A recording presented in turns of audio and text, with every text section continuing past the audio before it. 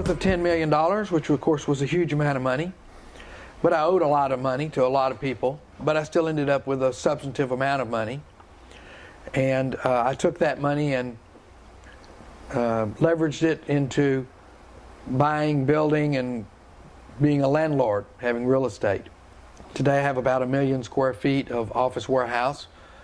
I have 11 auto salvage yards as tenants, including my 3 boys who are all involved in the auto salvage business. So I just sold my auto salvage yard to Ford Motor Company, and I went to work for Ford Motor Company for 18 months, doubled the sales of the operation in that period to almost 30 million. And they went on to buy about 35 other salvage yards in 19 states. In that period following that, I wrote my first business book, How to Salvage Millions from Your Small Business. A lot of people ask me, golly, Ron, how'd you do that? You had a junkyard and you ended up selling it to Ford Motor Company and making a lot of money and doing all these other things, and they were kind of curious how I did it, and so I sat down and I put all that into a book, my first book. I've subsequent to that written some number of books. I have about 7 books, business books out now. In that period after I sold to Ford, I started consulting for other businesses. I was still reading voraciously, and I started consulting for other businesses, mostly salvage yards, speaking at conventions. I enjoy doing that. Nowadays, I only do things where I can add value.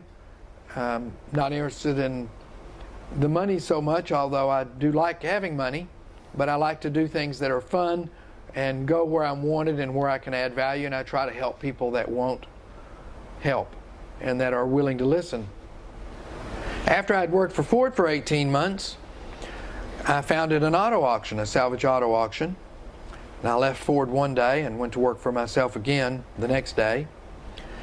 And there was a need in this area for an auto salvage auction. There were only 2 salvage auto auctions, and Dallas-Fort Worth is the biggest area in the United States for auto salvage. Both the companies were publicly owned, and the insurance companies wanted more competition. So I opened an auto salvage. I raised $2 million in another private stock offering, and over the next 15 months, built a new facility, opened it, and about 3 months after it was opened, one of the public companies came forward and wanted to buy us. It wasn't what I wanted to do. It wasn't my planned exit strategy, but I sold the auto auction to one of the public companies and did well, and the shareholders did well, and so I guess it was okay. In 2003, about 4 years after I'd sold to Ford, Ford decided they wanted to exit the auto salvage business. They had lost $250 million, $250 million. It was not a good fit for them. I was the largest of the places they had bought. They came back and offered it, the subsidiary, to me. Took 8 months to consummate a transaction. Wasn't necessarily crazy about going back to work, especially on that scale, because I went from running my real estate, doing my consulting and other things, to having 1,000 employees in 35 locations in 19 states and losing $1 million a month, and had to lay off 300 people within a month or 2. It was hard. But over the next 2 years, myself and my partners were able to turn the company around, make it profitable, closed a bunch of the locations, and sold to another public company in the salvage category, who has done well with the subsidiary. Along the way, I was continuing to read, learn more. I handled the union negotiations for one of the locations with the UAW when I was with Ford Motor Company. I was in charge of legal, insurance, environmental, and of course had to help with sales and a lot of other things in that period, both while I was at Ford and then later when I bought the company back. So needless to say, I learned a lot about all of those things along the way, and learned a lot about finance and corporate governance and board meetings and lenders and asset-based lenders, and it's a really valuable experience. Having worked so hard all my life in the auto salvage business, after I sold the auto salvage business a second time, I continued to run my real estate. As I said, I have about 1 million square feet. I'm a landlord. It's a really big ship, but it doesn't move very fast. It moves very slow.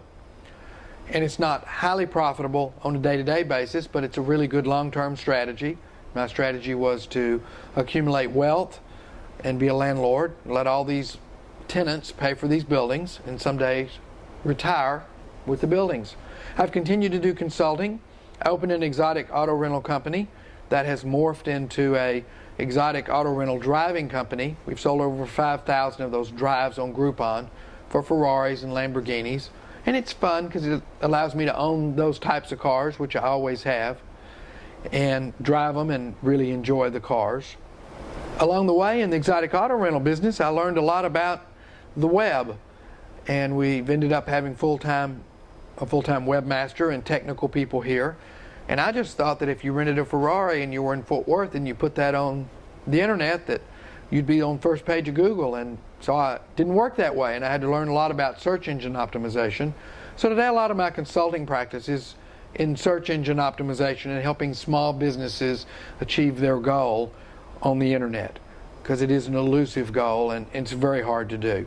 And it's hard to find entrepreneurs that can help you do those things.